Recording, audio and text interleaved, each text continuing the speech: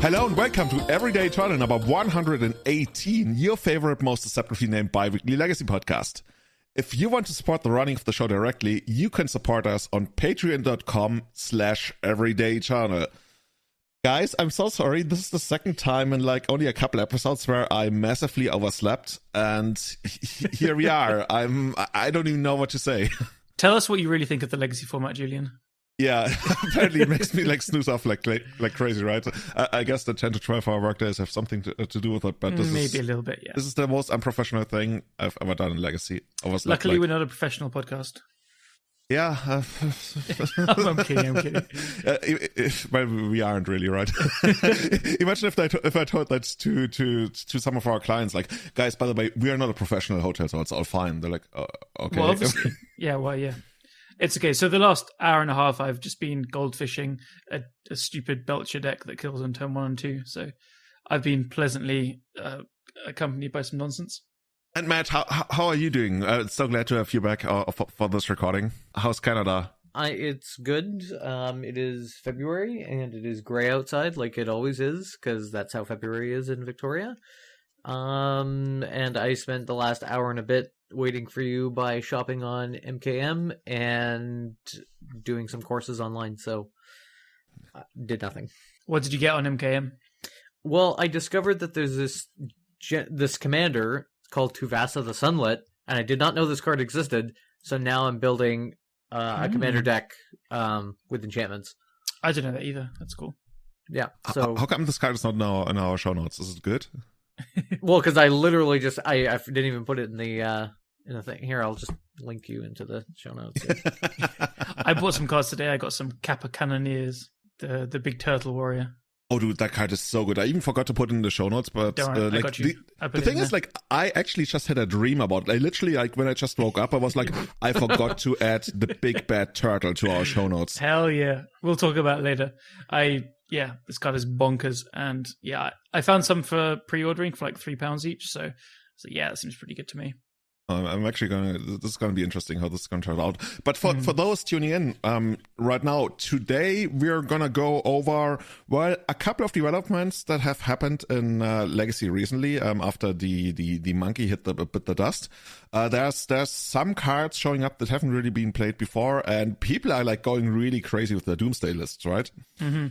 Yeah, we'll also be going over some of the new spoilers as well, but not an episode dedicated to it as well. We're going to be, as you said, talking about where Legacy is right now, some of the cool new tech and things, especially a kind of spirit wizard ghost thing that's taking the format a bit by storm. I don't know about storm, but it's a pretty cool card creeping into as a staple. Awesome. And in the last part of the podcast, I think we're going to look at one of those crazy combo lists that a friend of the podcast, Jax from Italy, has been bringing up lately. And we're answering a ton of your questions. I loved one of your statements about him. It was like, hey, the Wizards is like, hey, this is a cool, interesting new removal spell. Jax is like, yep, combo time, turn 1 kill you with the removal spell. That's all him, right? Yep, yeah. Cool. So the one card that I already mentioned as well, we're not sure whether it's going to take Legacy by storm, but it's interesting in the sense that I think only last week people in some of the Legacy chats, right, they were like, hey, maybe this is going to be a thing. And that card is, what's it called? Malevolent Hermit. Malevolent Hermit, yeah. And it flips into Benevolent Geist. It's almost like they did it on purpose. Malevolent into benevolent. So now if you never knew the meaning of malevolent or benevolent, then now you know the difference. Yeah. The front side is the bad side. I guess to some people it's just going to be like bullshit either way. Yeah, Hermit or Geist. Yeah. You guys want to read out what it does? Yeah, so it's a 2 mana for 1 and a blue. So it's a blue card, pitch to Force of Will, good start. It's a 2/1, so you can attack, it's fine. And it's a human wizard, actually quite relevant creature types. I don't know about in the decks themselves, but like, you mentioned Doomsday, you can Cavern on Wizard, it's pretty relevant with Thassa's Oracle being a Merfolk wizard. And it has the ability, for 1 blue, you sacrifice it, counter target non-creature spell unless its controller pays 3. Like, that's pretty good. Yeah, it's not bad. It's a thing you get on the board, it attacks, and it can you just need to have that 1 mana to leave up a kind of like non-creature mana league. I mean that would go in my wizard deck. Like either way, if I was just playing Tribal Wizards, I'd be like, this would be fine as well. And then where it gets really good is the disturb cost. So disturb is kind of like flashback for creatures, to put it simply. You pay 2 and a blue, and you can cast it from its graveyard, but transformed. So the backside is a 2/2 flying, also good body, blocks Delver and stuff.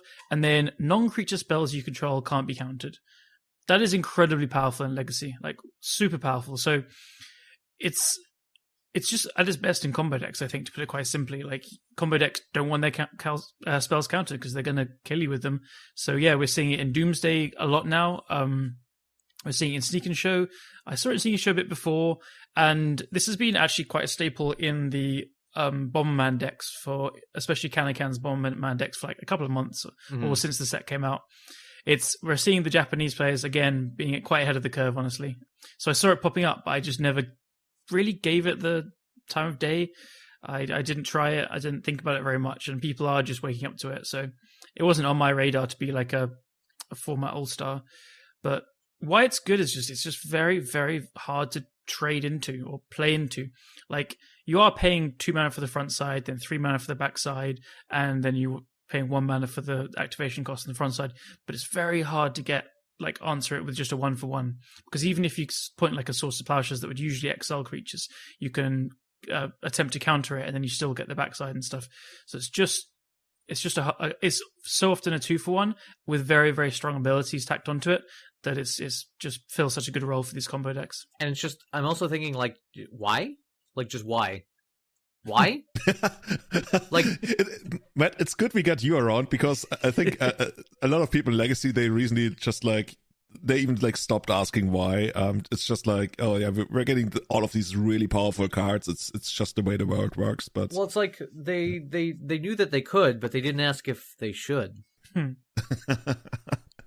Yeah, I wonder whether this really is a development that's here to stay, because I played mostly Blue-Red Diver this week, ever since the ban, and that card was so annoying to play against, like so annoying, and I still haven't fully figured out how to deal with it, because right now I felt happy when I got to Pyroblast it, but it's at that it's still a 2-for-1, right? Because you still have to remove it, otherwise their show and tell or whatever it's gonna be is gonna go through. So of course, the ideal scenario is you let it stay on the board, and once they go for the combo, you have the extra 3 to pay or like rather trade it for a Force of Will, and then they can't immediately flash it back because there's a spell is still on the stack. So it's just very, very annoying and hard to play against, right? And that's every part of it is just there and annoying and relevant. And the moment you aren't able to play around a little part of it, or like, it's getting a 2-for-1, great. Again, it is quite a lot of mana. Like, you play it and then you could be dazed and you're fine with that. And then it's 3 mana, you could stifle the backside. So maybe that's a thing that, can you? Wait, I'm going to retract that. I don't think you can. It's not like there's another thing. It's can't. Not like Embalm is what I'm thinking of, sorry. But yeah, it's just very hard to trade with. So that's why it's picking up. And I think it's especially good in the combo decks that either have fast mana or like have the tools to prolong a game, like with removal. So we've mentioned Doomsday. So Doomsday does have Lotus Petal and Dark Ritual as ways to like get some extra mana to either to cast the backside of it from the graveyard, or to make their combo easier to cast after you've spent the mana into Hermit or Geist. And so Doomsday has the Soul Lands and Lotus Petals as well. And both of these have access to their own Pyroblasts or Fatal Push or Baleful Strix and Doomsday and stuff, what have you. So they are able to get the game into like a turn 6 area, rather than like, playing it turn 2, getting it dazed, and then kind of trying to go all in on a combo and not working. So I think it does just fit so perfectly in these mid-range based but combo finish decks, in a way. I mean, but again, it's blue. Like, again, what the fuck? Yeah, it's such a good thing. I mean, it makes sense to be blue. It's like a spirit. Of course. But it could be white. Yeah. It could be white, right? It could be white. Could be. I think the front side is very blue. Yeah, of course the front side is blue. But like, the front side is like fine. Like, the front side is pretty good. If it was just the front side, still a solid card. And then the back side, I'm just like... I do like that. I think it's really like a combo role player, because a lot of the power is when you cast from the graveyard and then it says non-creature spells you control can't be countered. This is not a thing that the blue control decks or Delver's going to pick up. Yeah. So I love that. I love its inclusion in the format. So I just think it's really, really neat that it's a tool that people are slowly discovering more and more and playing it. Yeah, I'm basically like developing my ideas about how to play against it as we speak, because every time I've played against it, I think I played it wrong. I try to like proactively like force or even pyroblast it. I mean, ideally you also like later on trade it for a removal spell like Lightning Bolt if it's still in your deck against combo, which very often it won't be. Game 2 and 3. I really think maybe the quote unquote correct gameplay dynamic is to not fight over the front side. You literally just let it sit there. And once they go for the combo, you treat it as a 1 mana leak that they have available. So it's really only a 1-for-1. But it's a 1 mana leak that you can't counter apart from Stifle. Yeah, but that's fine, right? If they defend their relevant spell against your counter spells, then it's okay, right? In the sense that if they are defending their relevant spell with a Flusterstorm, the Flusterstorm is still only ever gonna be a 1-for-1 unless you have like some draw spells on the stack. So obviously this gets dirty the second time they go for something, because then they can first disturb it from the graveyard, and at that point it becomes a 2-for-1. But as long as they only have like a one big spell they are fighting over, and you hopefully get to kill them afterwards, which is like very much a Delver thing, right? Maybe the really correct gameplay dynamic out of Delver is to really not fight over the front side, then fight the big fight, and then hopefully kill them before the flashback or disturb becomes relevant. Yeah, that makes sense. Again, you'll need to mix it up because they could play it like a second one, then it starts to get really dicey. Yeah, that's so annoying, right? Because in my head, in my head, this is a legendary card, especially like the backside. In my head, this is very much a legendary card, like when it flips. But of course it isn't. But it actually would be like quite a lot more balanced. I mean, I'm not saying this is imbalanced at all. It certainly would have been 10 years ago, but making it a legendary would have been, I want to say more interesting, but what I really only mean is like less annoying to play against. yeah. I think I saw a screenshot from Maxtortion, and he was playing like a Doomsday, well, the kind of current Doomsday with Murktides and all the craziness we'll talk to in a second. And I think he had like 2 in play and his opponent had 3, or vice versa. And I was like, God, this is a crazy combo mirror with so many of these on each side. Why don't you tell us about the evolution of like where Doomsday decks have gone currently? Because we've mentioned that as like the decks that's playing this the most alongside Bomberman and Sneak and Show. Yeah, Doomsday has been really crazy, especially over the last 1 or 2 weeks, I want to say. There's a lot of technology, one of them being the Malevolent Hermit creeping up. The other thing is that Doomsday is full on like a Murktide deck these days. I've seen so many lists, I literally can't tell you who actually popularized it. I think somebody won a Legacy Challenge with it. Yeah. And it was a Japanese player. I've forgotten the name, but yeah. We're definitely gonna put them in the show notes. And the list these days that I've seen, they straight up play 4 Murktide, and I even often see like 4 Malevolent Hermits, and sometimes even 4 Baleful Strix, which is another card that definitely causes nightmare to Delver, which usually is one of the harder matchups for Doomsday. I've seen Max Torsion has been playing some Delvers as well. Are you kidding me? Max is literally playing Delver of Secret, like 4 Delver. No, he's on like 2 or 3 Delvers, 3 Dark Rituals, 4 Doomsdays, 4 Murktides, 4 Hermits, 4 Strix. It's so crazy, like just because like Delver's Doomsday is such a compact combo, right? It is. You could like put Doomsday into everything. Like we're gonna have Doomsday Burn or something. I don't know. Don't start it. Is there a card that's like your opponent loses how much life you've lost this turn? Anyway, carry on. yeah. Legacy's a bit mad, like, but there's a certain theme to it, and I think it's good. Like just because Murktide is so good, and it's deck building wise, it's not that hard to make it work, right? You got your fetch lands, you got your cantrips, and then you're already there. It's a classic delve spell, which just rewards you for doing things you wanted to do anyway. Man, Matt, how do you feel about Murktide Regent? It's just we take it for granted. I don't even want to say we take it for granted that it's in the format, because people still keep talking about it. But it's. I'm reading this card and again going, hold on a second. Wait, really? Really? See, I'm still on the side that if I read it now in a spoiler, I would think it would be played a little bit. for me, it's hard to kind of visualize how strong and impactful it is. But fool me once with Delve, okay? Remember when we were all on Treasure Cruise and we're all like, oh, well, maybe. Yeah, it's probably going to be pretty good. I've played that game once before. This...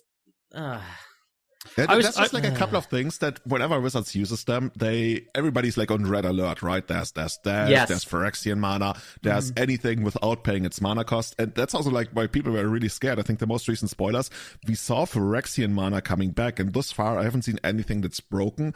And interestingly, Wizards also chose to go down the path of designing cards that are basically themed the way that if you pay Phyrexian mana, they're going to be weaker, like Planeswalkers who come into play with like fewer loyalty I think that's interesting. Counters. But I think it's like such a noob. What's it called? Loyalty pointers. Loyalty counters. Just counters. Yeah. My gold rewards card for my Planeswalker. Yeah, I thought that was a very, very well designed, and it doesn't look anything too good at all. It's almost like anti-kicker. It's cool. Yeah, that's this meme in Magic, right? Everything is kicker. I haven't fully followed it yet, but I guess it's like a way to make fun that's from the source. It's that old. Yeah, I think it's that old. It's from the German Storm player. He would just complain that everything is kicker. Just call something different. Beginning with an L. Okay. He's the guy that the liver of the storm was written after. Oh, Peter Rapp? Yes. Good old Peter. Yeah. Oh yeah. Matt knows him well, right? I've never met him, so I don't want to. Oh man, the first time I met Peter, by the way, was Bazaar of Mox in Paris, 2013, where he was like just like building his elf stack, and I was watching, and I asked him a couple of questions about his deck list because he had very interesting, unique choices, and then I think he was like, "Do you know who I am?" And I'm like, "Actually, no. Who are you?" And he's like, I'm the guy who's known for playing elves. And I was like, oh, that's you. Okay. Nice. But to be fair, I hadn't won Bazaar of Mox yet, so I actually literally wasn't known for playing elves. But it was just like, to me, it was like, dude, I've never heard of you, but it's cool that you're known for playing elves. Let me just top that. The kicker and the liver of the storm guy. Cool. Yeah. So yeah, Doomsday going down this really interesting deck building path. There's even more to it. Like the lists that I have seen as well. I think Max, what's his last name? Max Gilmore of the Min-Max combo. He has also been putting forward playing Temporal Mastery in Doomsday. And for those who don't know, miracles, they're coming back. It's a miracle spell that lets you take an extra turn. And Callum, can you explain to us why that's actually such a genius inclusion in Doomsday? Doomsday lets you stack your deck. I don't know if people have realized, but you can just choose what cards you're going to draw for the next few turns. And hey, all of a sudden there's like 2 Temporal Masteries on top of my library, or even 3 if you play 3. And then you just take 3 turns in a row. The idea was like thrown around in old Doomsday decks and stuff. I made like a joke list and posted it in the Doomsday Discord like after Ethan was coming up with the Thassa's Oracle ideas. And I was like, you know what, just put 4 Temporal Masteries and then Thassa's Oracle at the bottom. And then everyone was like, you're just stupid. And I was completely saying it as a joke, and I thought it was stupid as well, because you can just put Street Wraiths and stuff, right? But now that you actually have a different win condition with a clock, with a Murktide, like, we all know how fast Murktide kills. It kills you in 2 hits usually. So yeah, you just take an extra turn and they're dead out of nowhere. So it didn't make sense at all in the past Doomsday decks, because it wasn't trying to win some games with damage. It was always combo focused. But now you have these threats. You also just have things that you can use mana on with these extra turns. So like, say you've got a Malevolent Hermit in your graveyard, and then you draw a Temporal Mastery, or you've got your Brainstorms and your Ponders setting up as well. You've got Personal Tutor, right? Actually, maybe these ones don't play Personal Tutor. I'm sure they don't, but that'd be cool. But yeah, you can use your mana for things and stuff. So it's just like this tool where you win out of nowhere. Like you have a Murktide going, and then you cast a Doomsday, but you think your opponent might have this hate, like, a Stifle for the Thassa's Oracle or a Dress Down or something. Well, no, you're just getting attacked by the dragon a couple of times, and that's it. So I think this deck is super strong. People are going to hone in on the ways to build it, and it sounds like an absolute nightmare to play against. Like, there's just so many directions, and all the directions are using cards which are incredibly strong. It just seems so good to me. So maybe I'll finally succumb to the Doomsday and start playing it as well. To me as well, right? I think every other or every third episode we talk about Doomsday. I'm like, dude, let me phrase it this way. The best time to learn Doomsday was 10 years ago. The second best time is now. Mm-hmm. That's how I keep feeling about Doomsday, and I wonder whether it's actually going to draw me in. Yeah, I'm just personally a massive fan of playing like combo control or combo mid-range decks. So this version really, really speaks to me.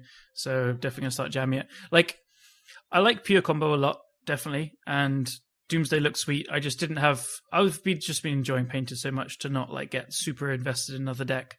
But have you really been enjoying Painter, man? Like every other thing I see from you is that you're getting blown out by a Meltdown. I enjoy Painter. I don't enjoy Meltdown. Let's be clear here. You think the card is here to stay? Like everybody's been playing Meltdown. Everybody wants to post like these screenshots where Callum is getting wrecked by Meltdown. I don't actually get wrecked by it that much. Like I did beat... I non-zero Meltdown. Actually. We can talk about that. I beat a Meltdown there. They showed me their hand at the end when I was like with my Goblin Welders on board, like, you can't touch me. But yeah, Meltdown could definitely be banned. I would be pretty happy in the next ban announcements if they ban Murktide and Meltdown. It would be so random. But going back to the Temporal Mastery for one last moment, the one thing that I find so amazing about it, and I know it's just like an accidental thing, but Temporal Mastery exiles itself. It's like, yeah, Wizards has learned. It's like, oh, whenever we do like extra turn spells and stuff, they better exile themselves, right? It's just like too dangerous if we don't.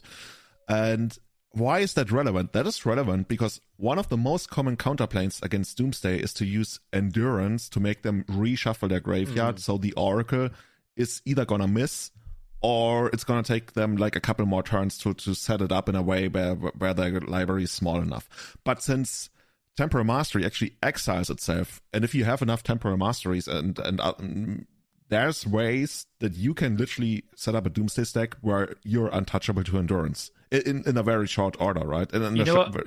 I didn't realize that. That is so clever. Well, that's why I actually asked you to promote this technology. I didn't even know. Don't ask someone like me to deep dive on a new technology. I didn't realize that. That's so good. It just does loads of things right. That's so clever. Oh my God. I love it. I mean, the downside is it's, of course, not as flexible as something like a Street Wraith, right? The upside is it's blue and it doesn't cost you life. Hey, this is the deep dive that we are here for. Yeah.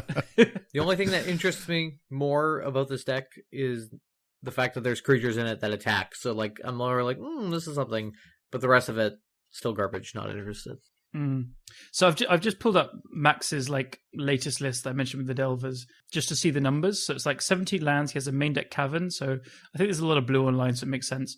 But then he has 1 Lotus Petal, 3 Delvers, 3 Dark Rituals. So really cut down on like the other fast mana. So it is going to a mid-range deck, and then 4 Strix, 3 Malevolent Hermit, 1 Night's Whisper, 1 Thassa's Oracle, as you would.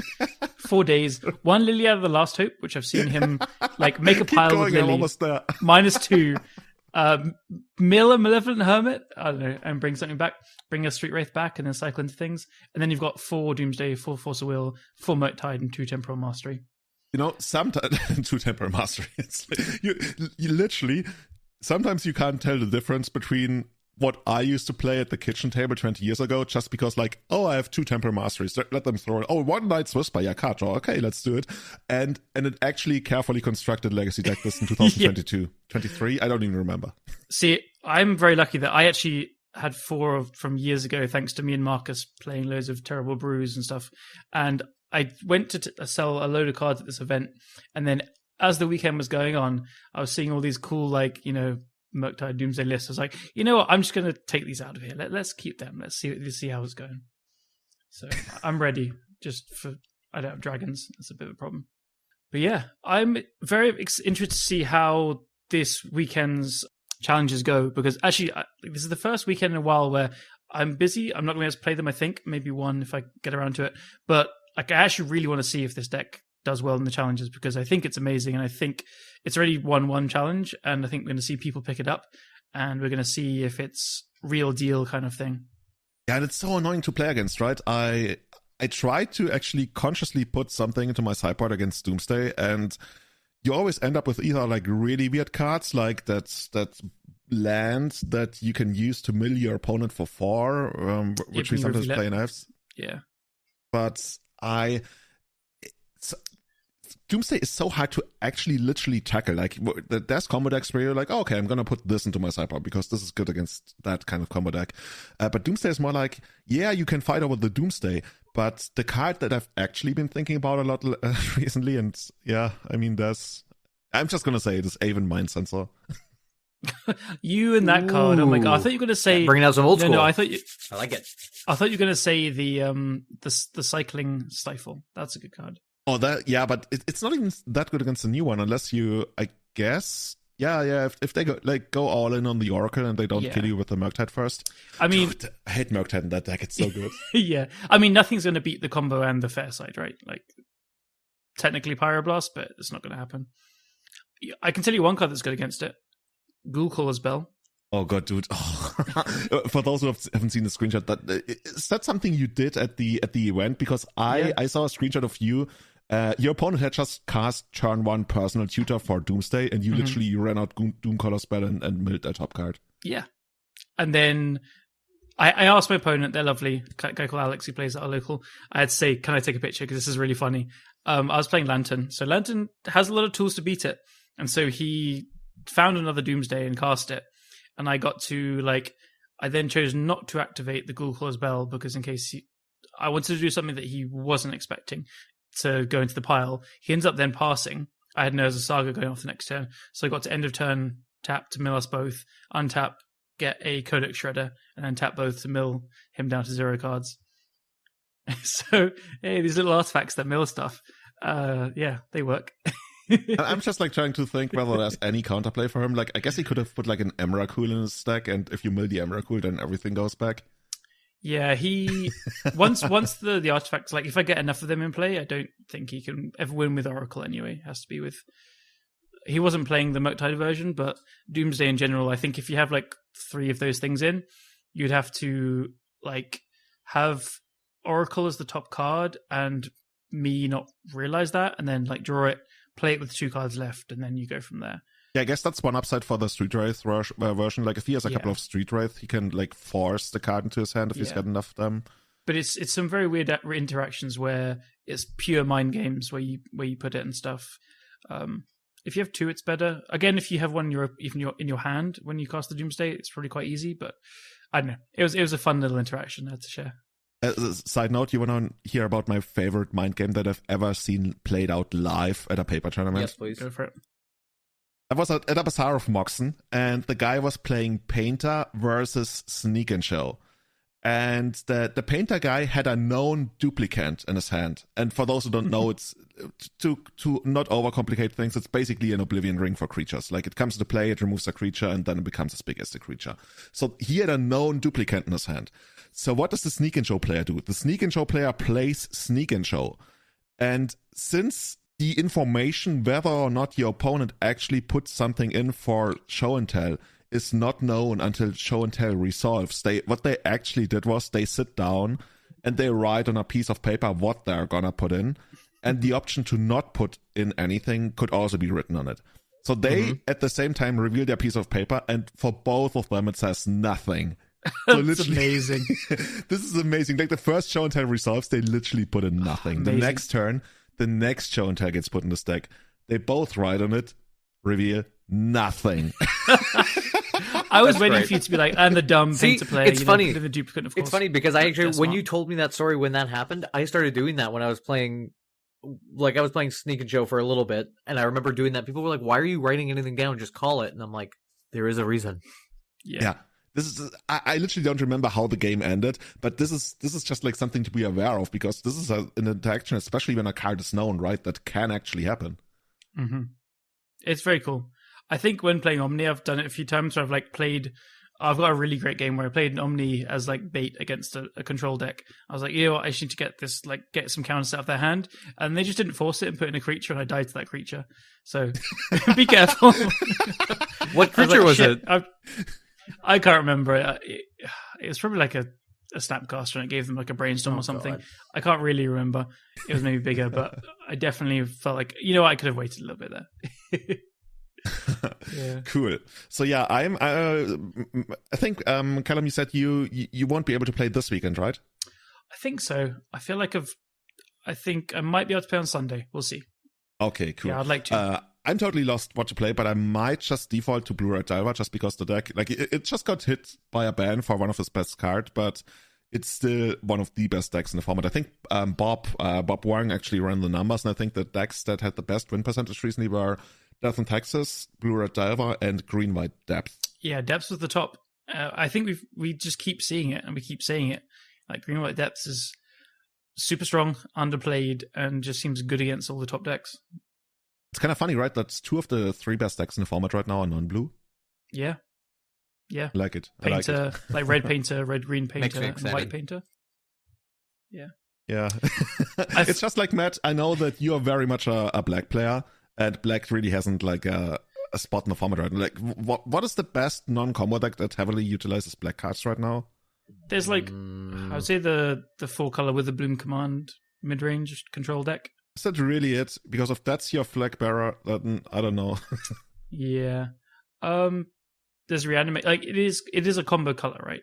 Yeah, and that's what I always mean, right? Like when I say that red and black are auxiliary colors in Legacy, at least they get tagged onto something. They get splashed into something. They don't carry their own weight. And from a bigger design perspective, I think that's something that Wizards would need to fix.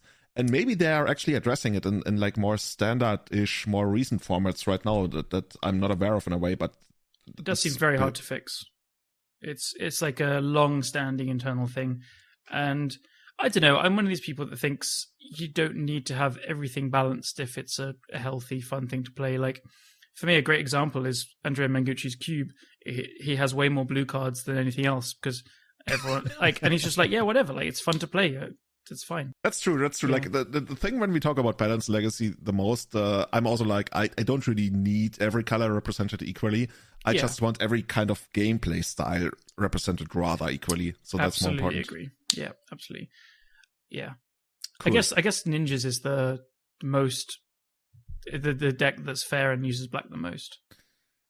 You know what? In a way, Ninjas almost feels like the Nickford of decks when it comes to spoilers, because these days, much more than Nickford, I always see people being like, hey, maybe we can play this in Ninjas. And I guess part of that is that we are getting a lot of Ninjas in the new upcoming set. Yeah. Should we actually jump into the spoilers for those?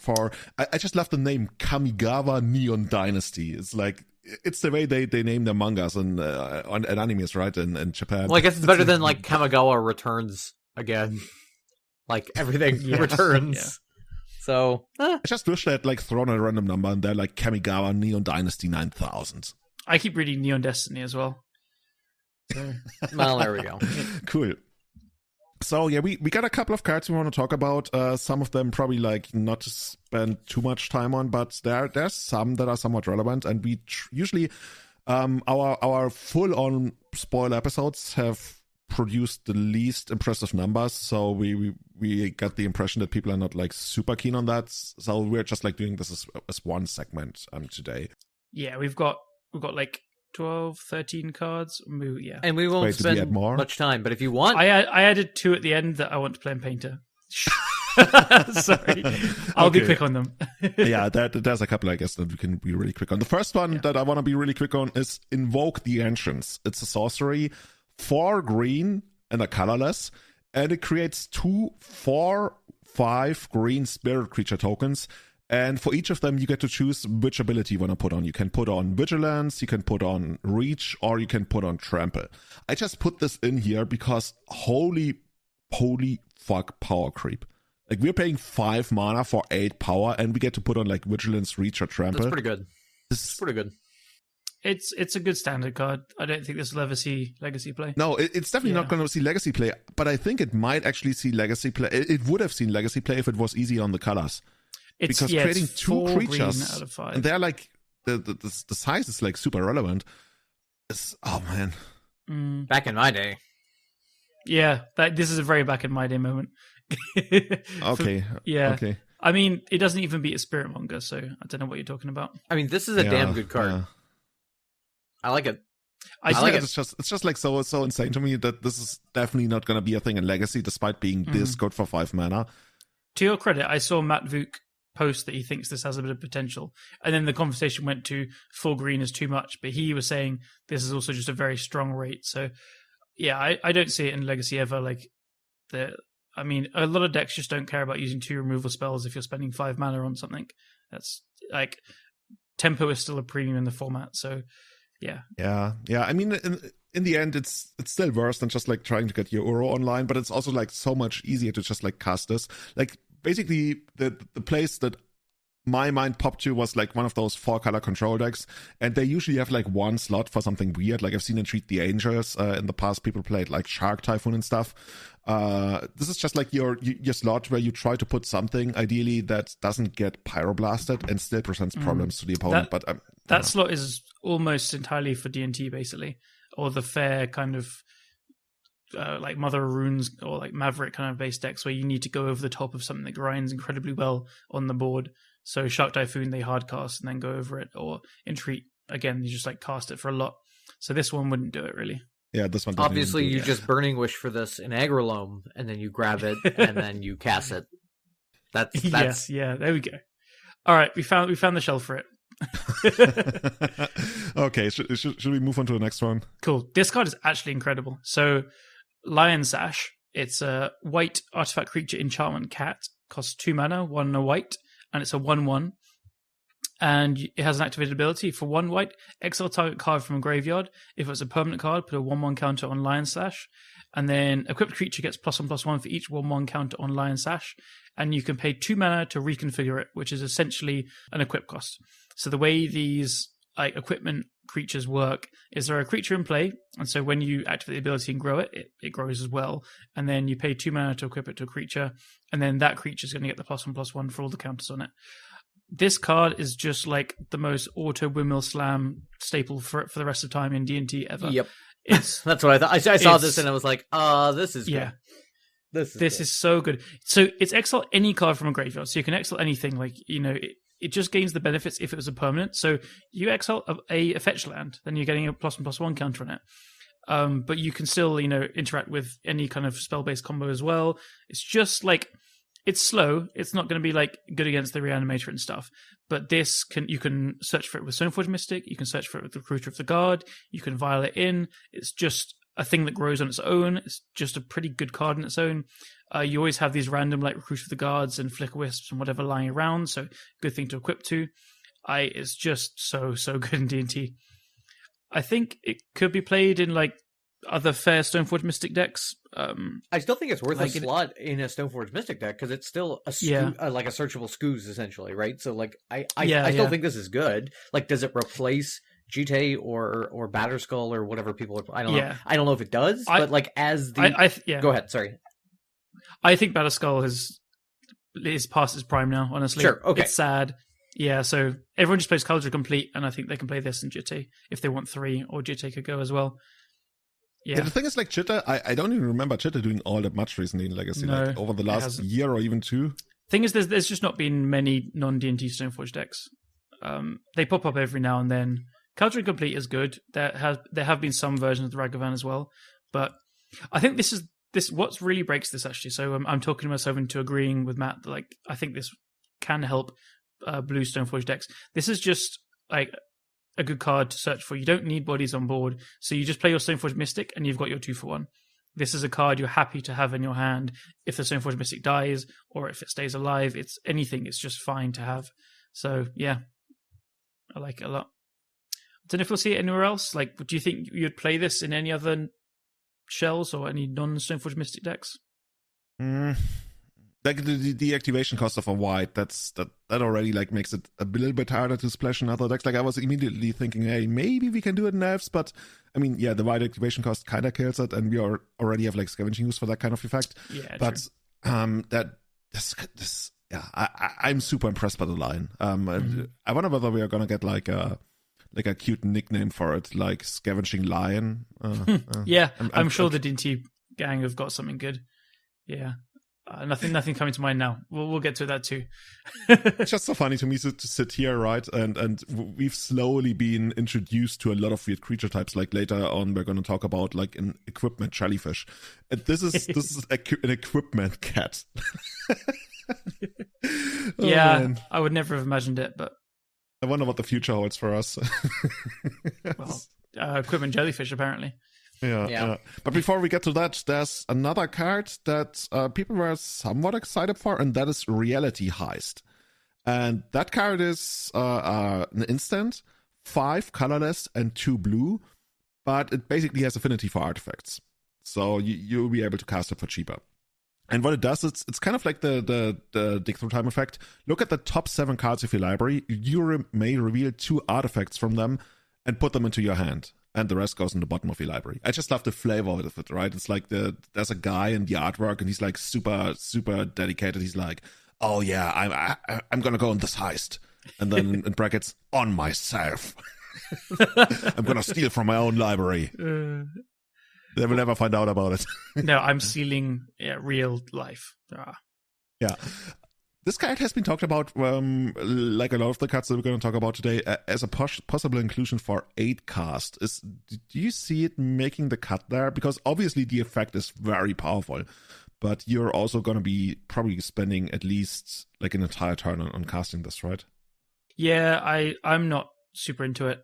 The thing with 8 cast is your payoffs aren't really artifacts. So your payoffs are like Emery, Sai, Khan, Urza's Saga, basically. And then your interaction is the Force of Wills and stuff. And like, it finds Chalice, but the artifacts are just like the backbone of the deck rather than actual threats or actual cards you want to find. So like, I wouldn't even want to spend 2 mana to find 2 baubles or like a bauble and a Chalice. And looking at the top 7 and revealing 2 of a certain type of card is like astronomically worse than drawing 2 from Thought Monitor, basically. Because you can miss. I don't see this card really. Okay, it's crap. We're going to move on. No, the thing is, it was hyped. I saw it, and I think you could build around it. Like, for me, the first thing was like, oh, this is really cool with Thought Sword. Like things that actually do something as a part of a combo and stuff. But yeah, I'm pretty off it as well. Okay. Let's move on to the next one. That's another card that I'm not really seeing going into actual legacy, and that's Moon Circuit Attacker. It's an enchantment creature, apparently human ninja, a colorless and a blue 2/1. It has an ninjutsu for a blue, which is the only reason that we're talking about it in the first place. And then the way it works is whenever it deals combat damage to a player, you may draw a card. And except for the very first time it does it, basically the turn it came into play, you also have to loot then. You also have to discard a card. So it's +1 card advantage in the first connect, and later on it's just going to be a loot. I have a way of really explaining these cards in ways that make it really awkward to understand, I guess. But the thing is, like, people were excited for this because it's just like a single blue ninjutsu, and people were, so it's like, oh, we're going to play it in ninjas. Maybe, right, but it's probably not going to be a thing that's super exciting. Nah. Like, gameplay dynamic-wise, like, you would put this in for the second turn and still have something like a Thoughtseize to cast on your second turn, but... You wouldn't pay a blue to draw a card, and then it's not really connecting, and if you connect, it's looting. It's really bad for me. Yeah. Like, it's... The reason Eureka and Ingenious Infiltrator are good is because they say whenever a ninja deals this damage. So you have the guy that can't be blocked, Infiltrator and stuff. Yeah. This is just like, I wouldn't even pay the 1 blue to draw a card, and like you get in once and it's a 2/1, dies to everything. Yeah. Okay. Very off it. So, yeah. Moving on. By the way, I think Matt had just had to leave us. He's going on a secret mission for the Canadian government. I'm just going to stabbing people. Yeah. With a reality chip. Dun, dun, dun. The reality chip. That card is that card going to be a thing? Actually, let's. Why don't you tell us about it? Go on. Yeah, I'm just going to read the creature, the card type line. Legendary artifact creature, equipment jellyfish. I love it. It's really goofy, cool card. That's the reaction Wizards wants out of you, right? When they print something like this. Yeah. Like, I'm not one of these people that's like, oh, this is a really funny creature type especially. I think the card is just very interesting and cool, and the art, I love the art. It's very cool. I don't know, it's just a lot of things that aren't usually together on a card, and I like this reconfigure kind of mechanic. I think it's going to lead to some cool gameplay, and I don't know, I just think it's very cool. Yeah, and for those who don't know, by the way, it's the equipment jellyfish. For a colorless and a blue, it's an 0/4, and you may look at the top card of your library at any time. That's just like the effect when it's in play. It's basically, at that point, it's just like an artifact. But when you equip it to a creature, then you will also be able to cast the top spell of your library or play a land from the top of your library. So it's basically future sight, right? That's what we call the ability. Yeah, I don't think it's very good, really. It's not. It's kind of expensive or awkward enough and for not enough payoff, I think. So, like, I don't want to make the Doomsday argument, but it does die to a lot of things. It's a legendary thing, so it can be Caracas, it's swords, Pyroblast, it's an artifact, so only artifact destruction. The Reconfigure being an artifact, I assume it gets hit by, like, Oof and Null Rod. It costs 2 mana, so it will get swept up in meltdowns. Like, the meta is just very, very hostile to this type of card at the moment. So, puts me a bit down on it, and then, like, you need to pay 3 mana to put it onto one of your creatures, which is not too bad, fine. And then that creature has to survive the equip.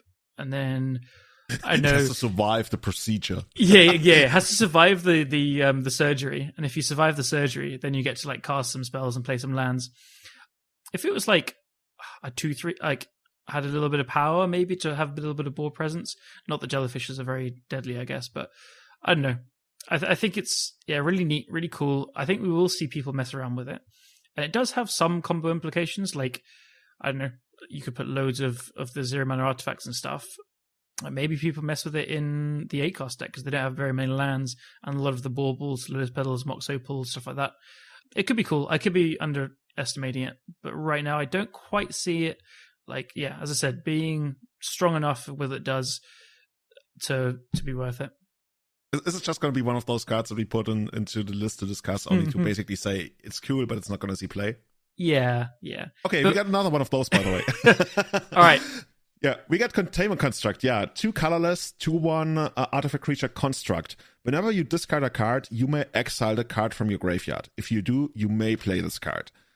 We've seen this effect before, and I think Anarchist. Now it's just like much easier. Theorist. Oh yeah, that's the one. Close enough.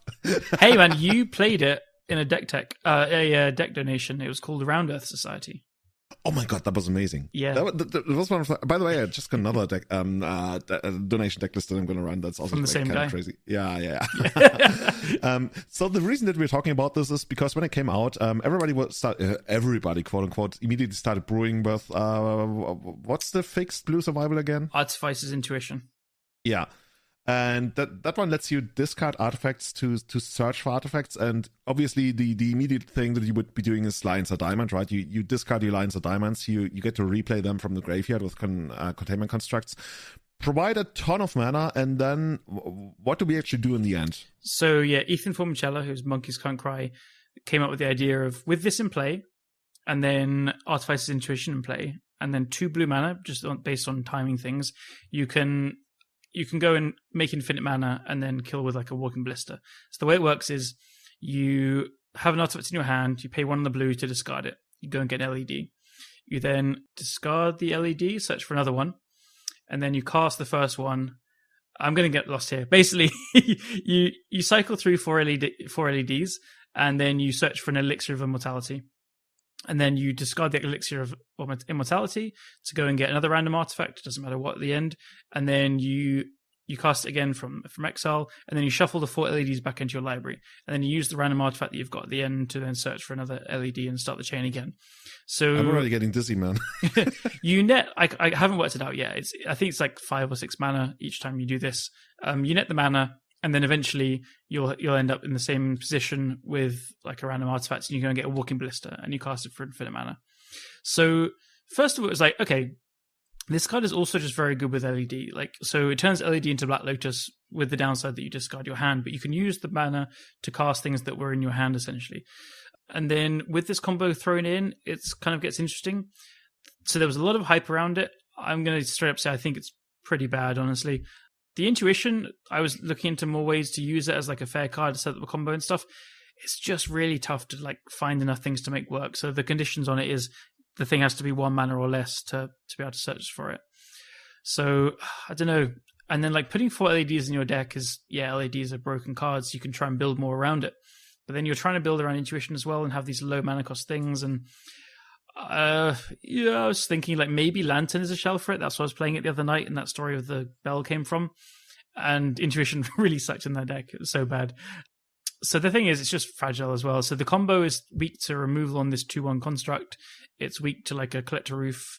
It's weak to a Pyroblast on the Intuition at any time. It's weak to Graveyard Hate because you don't get the trigger from the construct to cast it again.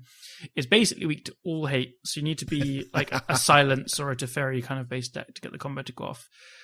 It's going to be hard to find a card that people play that's not going to be good against this kind of combo. Yeah, exactly. It's just everything's like a Lightning Bolt on the construct stops it as well.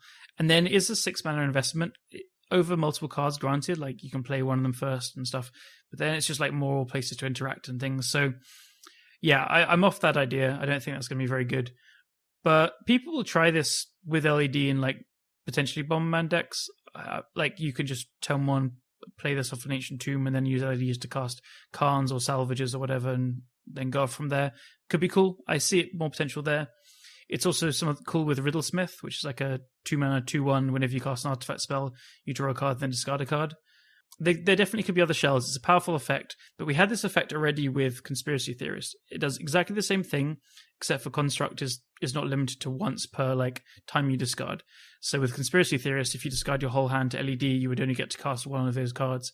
But with Construct, you get to cast all of them. But yeah, I think this is going to be one of those where it got loads of hype and then it doesn't do too much, I think. I think also the incentive and the rewards ratio is kind of off, like you said, right? What if you discard all of those cards and then like the construct gets killed and respawns? And then... That's fine. It's a state-based effect where there's a trigger made. So even if you play LED and sack it with a construct in play, you will be able to cast the card still, even if they bolt it, because there's no timing to respond. That's true. But like when you're trying to go through that whole, I keep calling it survival just because it's like my blue survival thing. Then for the combo, it's just literally anything interacts. So cool. Yeah. We'll see. Moving on to another blue card, and that's Tameshi Reality Architect. It's a legendary creature, Moonfork Wizard, 2 colors and a blue, 2/3. Whenever one or more non-creature permanents are returned to hand. It doesn't even say your hand. Draw a card. This ability triggers only once each turn. Wait, whenever one or more non-creature permanents are returned. So it happens like when your opponent dazes, you also draw a card? Yeah.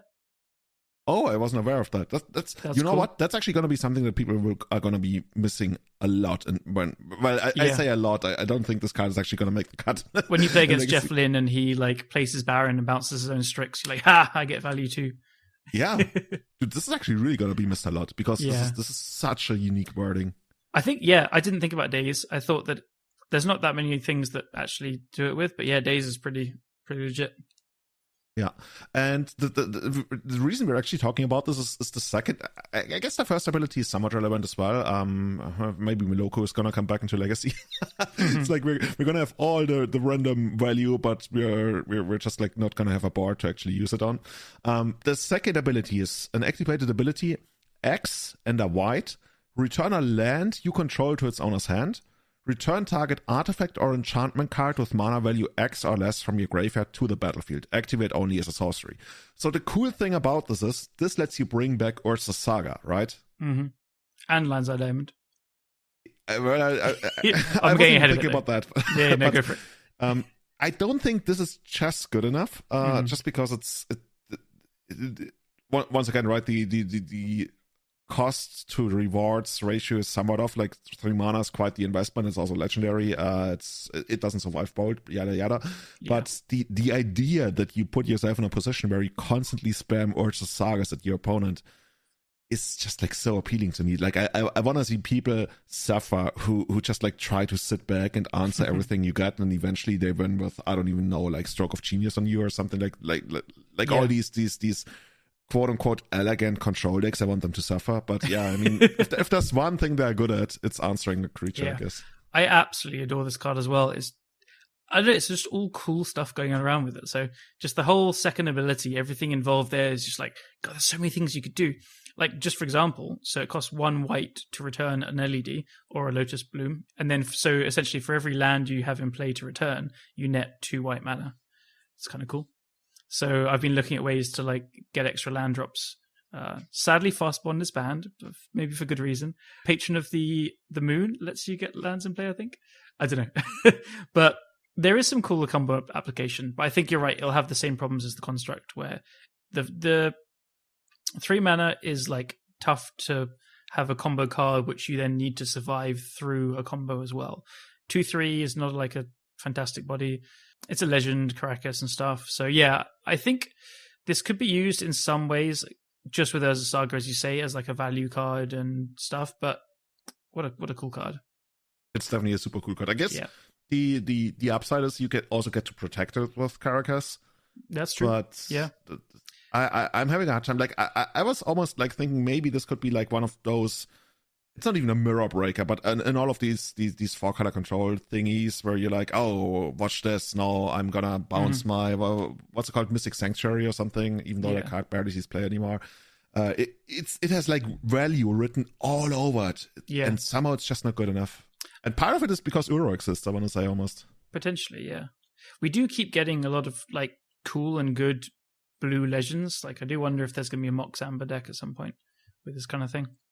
Oh, people were already talking about Mox Amber. I don't remember why. There was another legend, like a super cheap legend that I've seen recently. Or maybe it's just like because of all these legendary lands that come into play untapped now that we also have, that people like keep bringing up Mox Amber again. There's a 1-mana dog.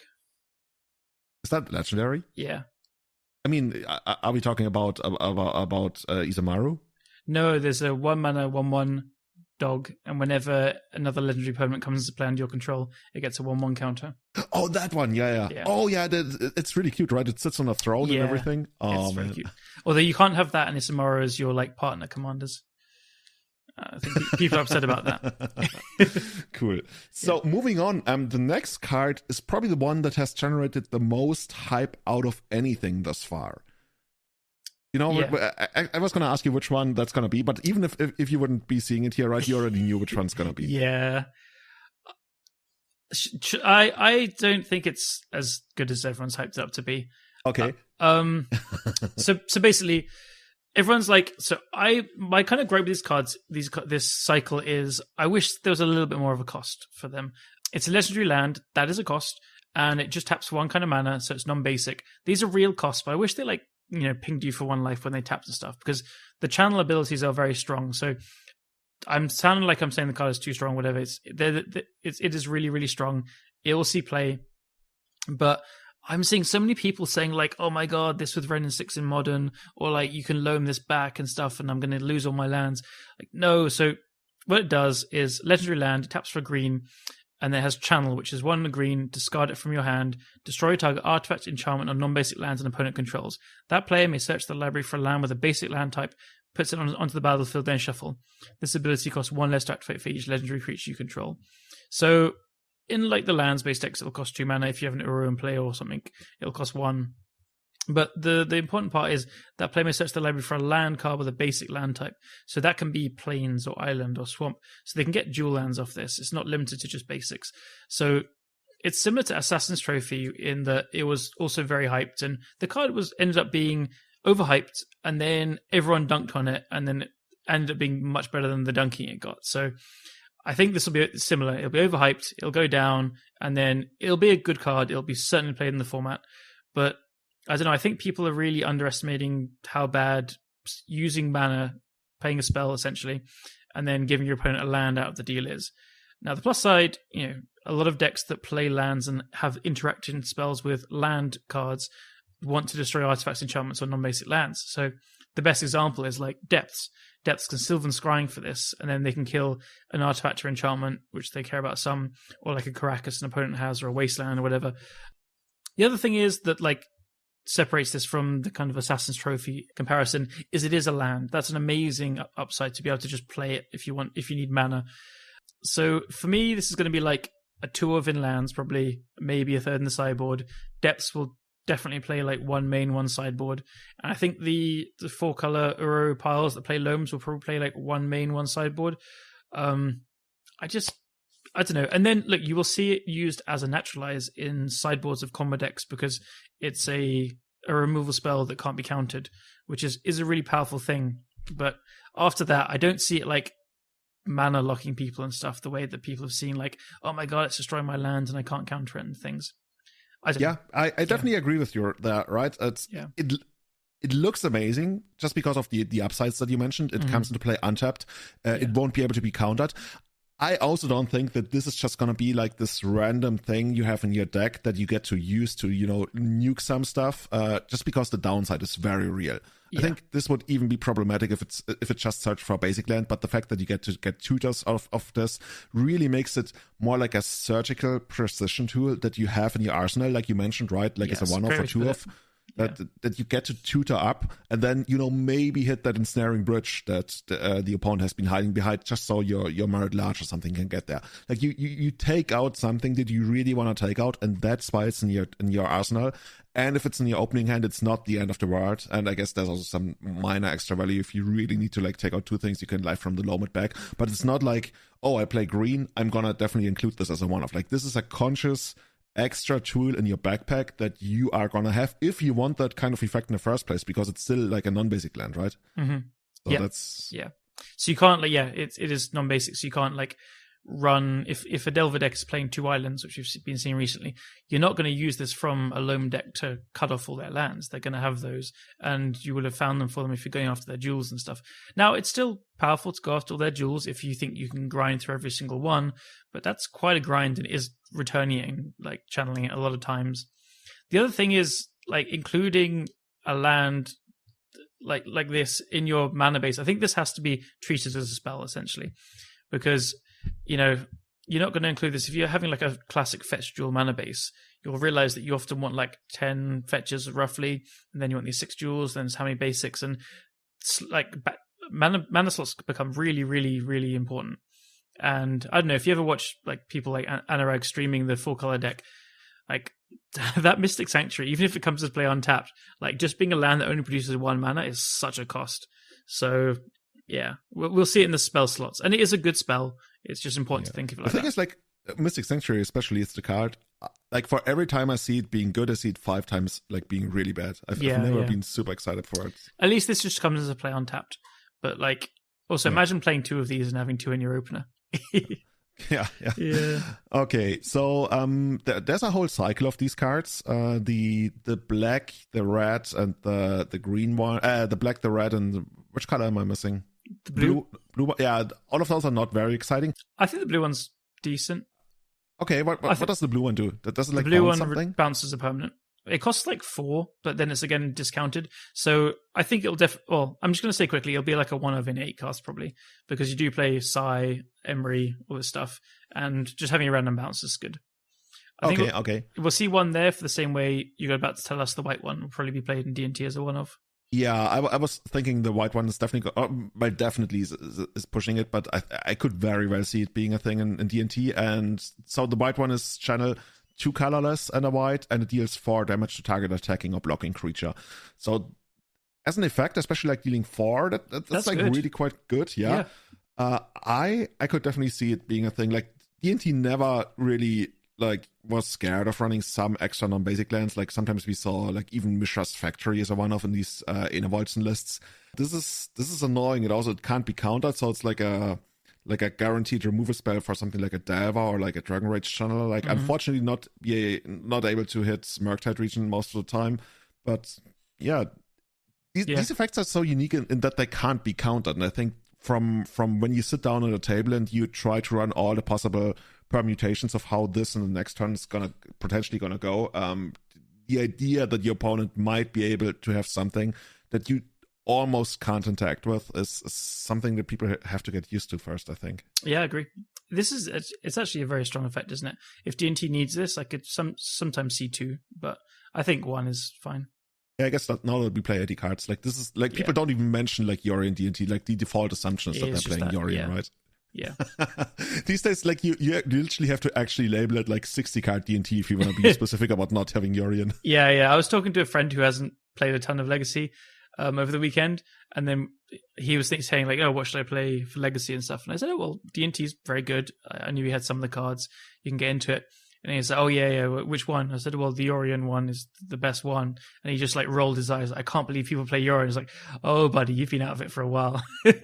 Yeah, it's so sad, right? Because Marius Hausmann, he used to be one of the most successful D&T players in Europe for a while, at least on the MKM series. And he hates Yorion with a burning passion. Like, he hates Yorion more than I do. And almost every week, like, the weekend is over, it's like, hey, Marius, it's Monday morning. Guess what won the Legacy Challenge? Guess what won, or like, top 2 the Legacy PTQ? Guess what won this big event in Italy? And he's like, I don't even want to know. Just like, stop telling me I hate Yorion. It's so stupid. It's like 80 card wild deck. I hate it. I'm having so much fun. I think it's cool that there's like a non-60 card deck and it's actually being good enough, because people laughed at it at the beginning. And so kudos to the people that stuck with it. I think it's cool. But it is cool. I never want to shuffle a Yorion deck, though. I've done it once. Cool. And speaking of white remover spells, there's 2 more. I think the very next one is the one that is not going to see play. That's March of Otherworldly Light. It's just in to make fun of me, because I misread it at first, and I was like, oh my god, this is absolutely ridiculous. But no. I'm actually trying to remember like in which way you misread it. So I'm gonna just like read out. This is another cycle, and it's an instant X and a white.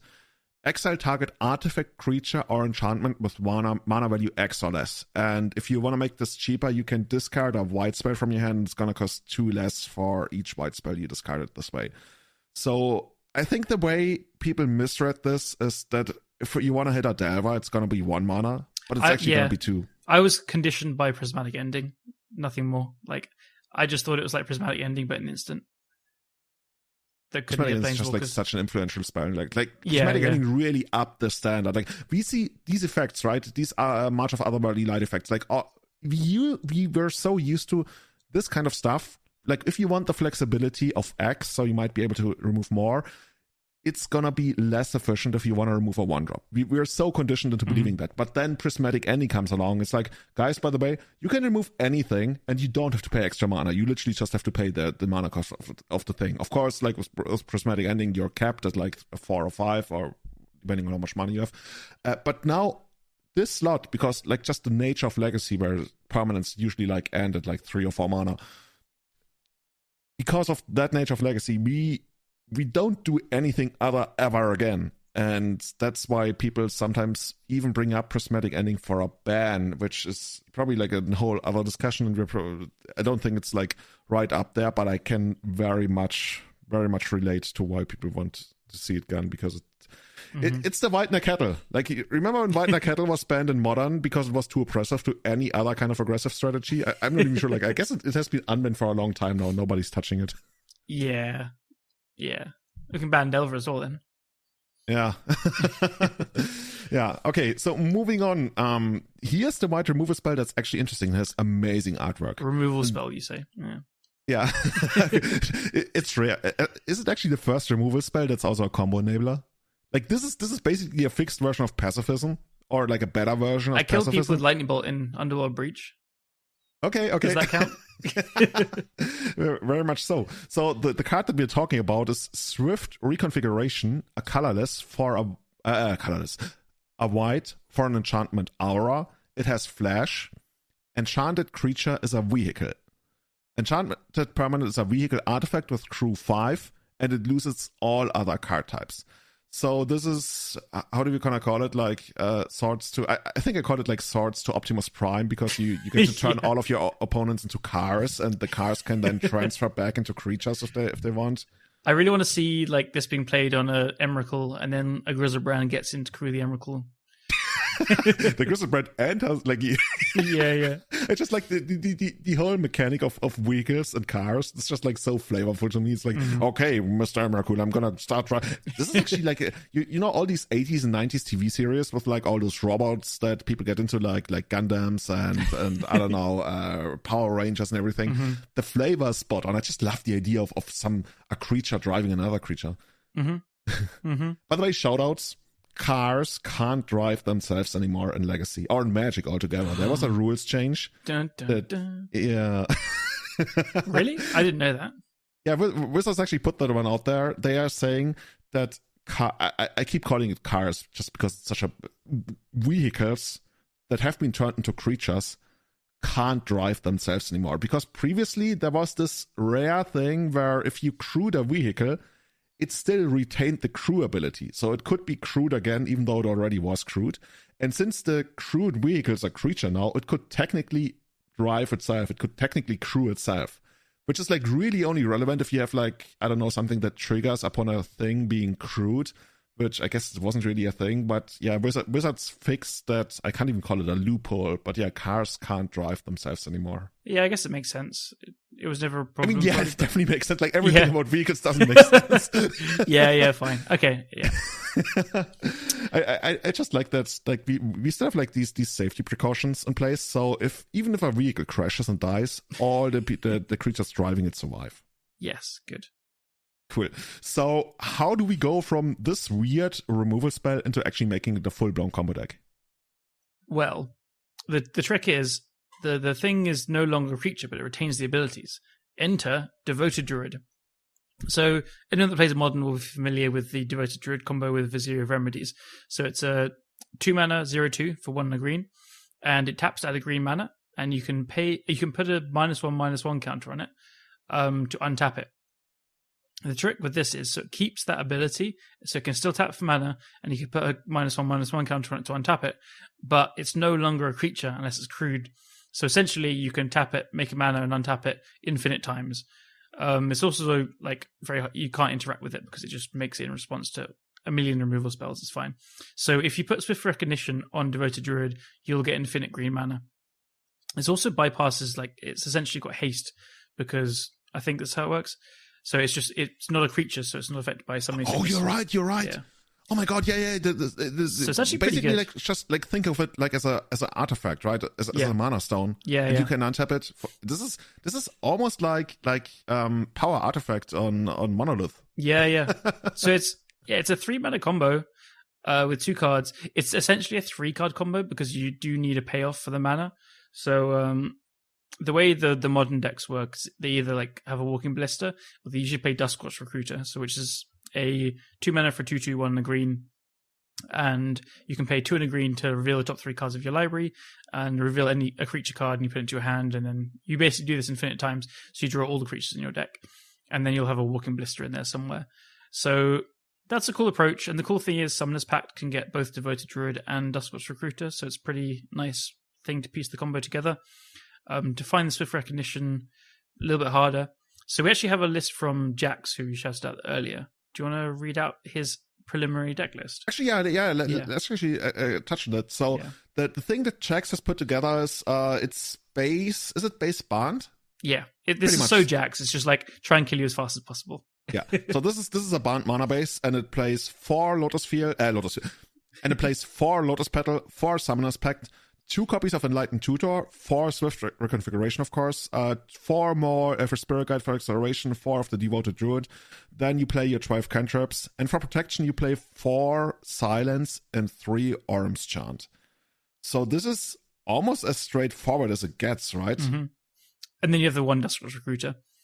It's cool because it actually doesn't need much mana. So this is 1 mana for the Silence, and then 2 mana for the Druid, 1 mana for the Reconfiguration. It's pretty powerful. I think he did put some thought in it. I mean, of course he did try. Yeah. But what I like is, I think I've seen him talk, or other people suggest Pact of Negation. But actually, if you also are trying to play around removal spells, like Orm's Chants and Silences are smarter in the way that you don't have to 1-for-1 match the removal spells, right? Mm-hmm. You can go out there, you can just like cast the Silence, and their hand could be all removal spells. It doesn't matter. If you still have enough mana to get the Devoted Druid and the Swift Reconfiguration, we need a better word for that card. Okay.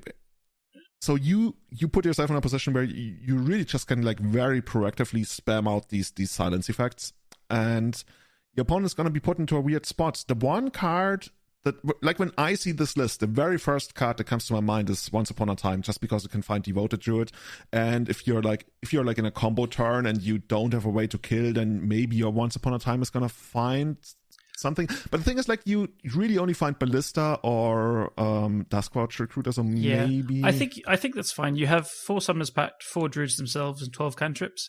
I think you're finding that okay. It's the reconfigurations you want to try and find more. So the 2 Enlightened Tutors is just for that, essentially. Yeah, we just need something better. I don't know, like if people are gonna be out there with their ghoul color spell and stuff, like this is just like such a big liability. Yeah, of course. I'm not a big fan of Enlightened Tutor, but I really like a lot of the other stuff he's done here. It looks really good, man. Yeah, he even has like blue. Like usually, like all these random brews, they don't have blue, but this one. Yeah.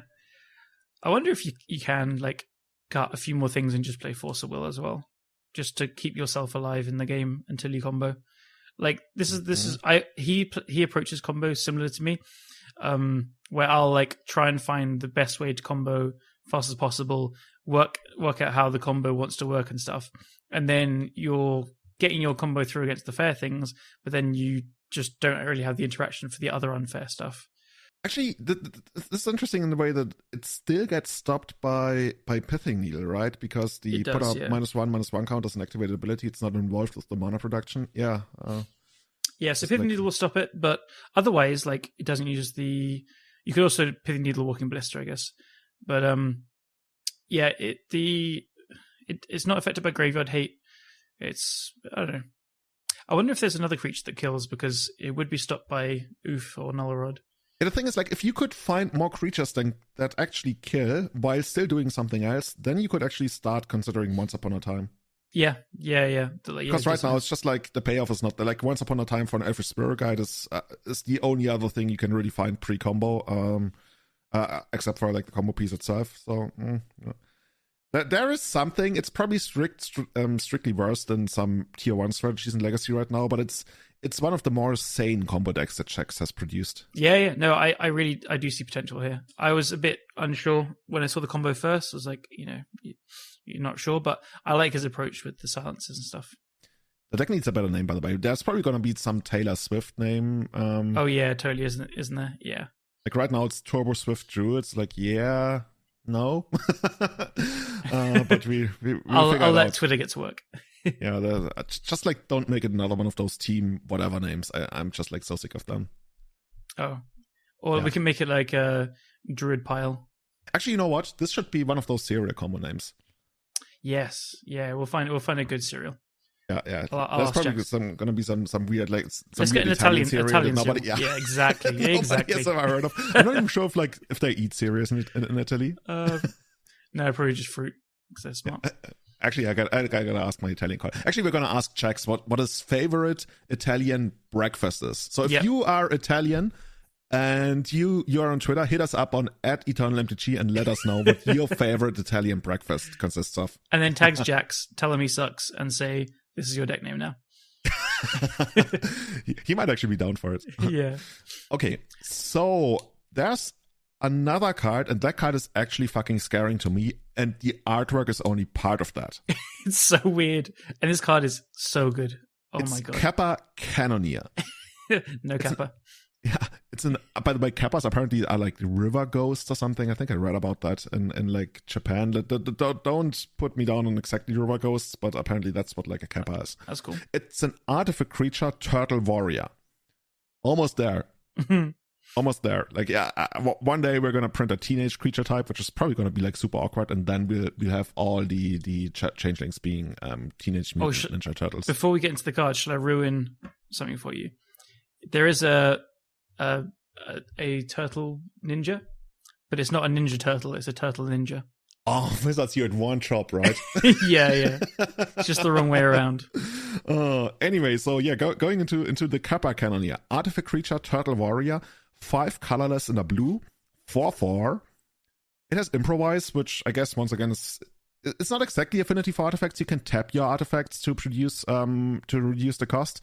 It has Ward 4, which means it can't be touched by stuff your opponent has unless they pay an extra 4. So if they wanna, I don't know, Swords Plowshares it, that's 5 mana. If they wanna even like use activated abilities on it, that's an extra 4 mana. To be clear, that's you can target it, but then there's a trigger saying pay 4 more, or that's counted. Yeah, true. So like Decay, if it costs less, would get. You're right. I guess if you have Allosaurus Shepherd also, right? Mm-hmm. Then you get to go around with like Assassin's Trophy, Malevolent Hermit, or the other side. Yeah. But yeah, cool. So why is this card scary? Like right now, we have a 6 mana 4/4 turtle that's hard to interact with. That's like, I don't know, 10th edition limited level. But whenever an artifact enters the battlefield under your control, put a +1/+1 counter on Kappa Cannoneer. And now here it comes. And it can't be blocked this turn. Like, what the fuck? Like, this last thing that makes it so fucking scary. Like, I've built a career out of, like, just blocking giant Tarmogoyfs, untapping and killing the opponent. This thing can't be blocked, like, most of the time. Like, to me, the first deck that comes to mind is 8-cast, but you're more like of an 8-cast expert than I am. But, like, the way I see this thing playing out is, like, they run this one out, and then on the next turn, they're gonna... Like, it's gonna grow insanely big, especially if you have Psi on the table, because it not only triggers, like, on artifacts being cast, but it actually triggers on artifacts coming into play. Which, so if you're... including itself as well, funnily enough. Oh, yeah, so it's actually like a 5/5, right? Yeah. Oh, that's another one of those things that's gonna get missed out, I guess. Yeah. This is the artifact Murktide. I think this is gonna kill people in 2 attacks. It's bonkers. It's definitely gonna be 2 attacks. Like, there's... And it can't be blocked. Like, what? You can't decay it. I guess nobody plays decay anymore, but still, it's... It's also 5 mana for a Red Blast or a Soul Splashes.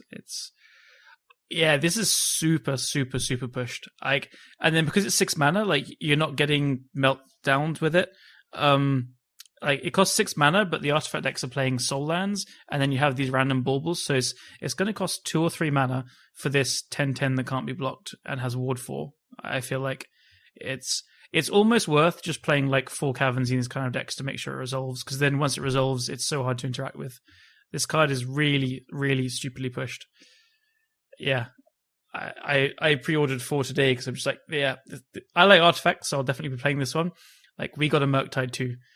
But yeah, I don't know. This card is just too good. I don't know what they were doing. I don't know. Yeah, I think this is one of the best cards I've seen in a while.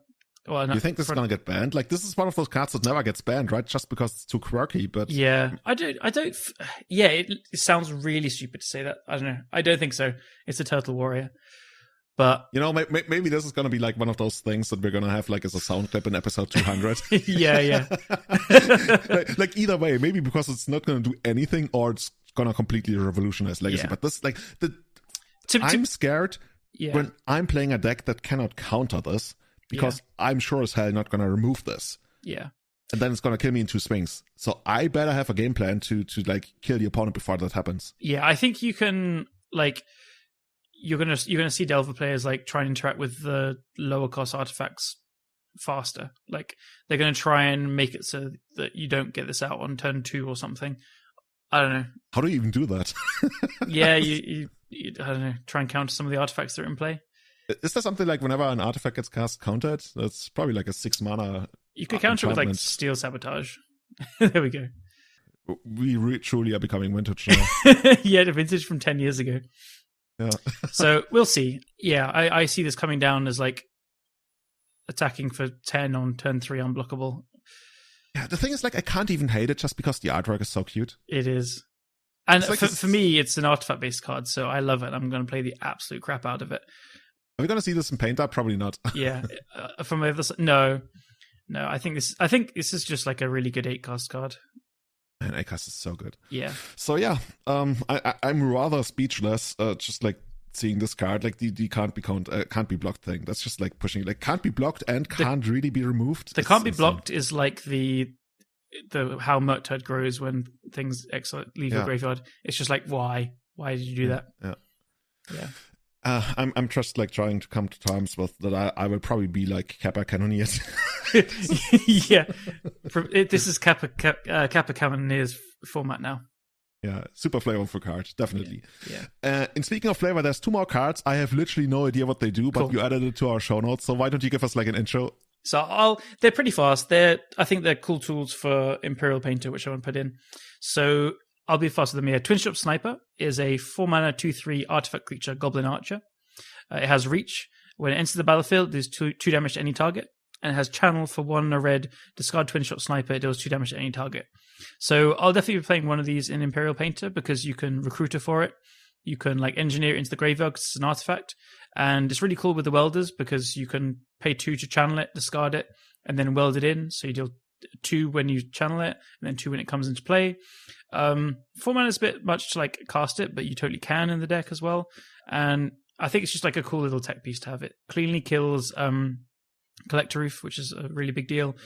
Can't be countered because you're just channeling it, you're discarding it. So yeah, anyone playing Painter with Imperial Recruiter still, I would play one of these guys. The other one is Experimental Synthesizer. What a name. This is another card that's good with Goblin Welders. So it's 1 red artifact. When it enters the battlefield, exile the top card of your... or leaves the battlefield, sorry. So it's like Ichor Wellspring. Exile the top card of your library. Until the end of turn, you may play that card. And then 3 mana, sacrifice it, create a 2/2 white samurai creature token with vigilance.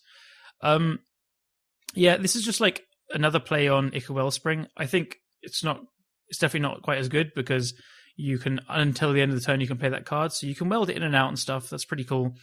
But you're often quite a reactive deck anyway. So you have Pyroblasts and Lightning Bolts and stuff you want to draw to. So I wanted to mention it. I think you wouldn't play this though, Ichor Wellspring, but it's a nice little one to keep in mind. Cool. By the way, you know what's scary about the goblin? Like, goblins are not exactly known for their, I guess, dexterity. This is a change in paradigms, almost. Like, this is a paradigm shift in regards to what goblins can do. Like, when's the last time you've seen a goblin like shoot 2 arrows at the same time without like blowing something up on your board or something? Yeah, how cool is the art as well? Super, super cool. It's also like Channel on a non-legendary. I remember when Channel was introduced, the whole idea behind it was that you get to get some kind of payoff for playing extra copies of legendary cards. So when you have them in your hand, you still get to do something with it. Now we see Channel on this, so it's more like... Yeah, they're going out there, they're experimenting. I'm trying to come up with I guess, kicker. Maybe what they mean is all goblins are legends. In a way, Must I guess, be. Yeah. I want to read the flavor text. It's so good. Pierce the heart and pierce the head. Even the mightiest fall down dead.